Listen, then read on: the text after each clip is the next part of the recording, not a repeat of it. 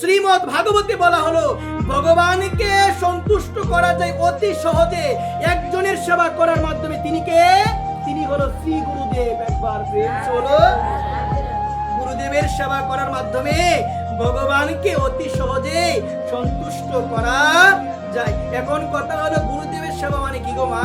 গুরুদেবের চিত্রের মধ্যে ফুল দেওয়া, এগুলো কি গুরুদেবের সেবা মা?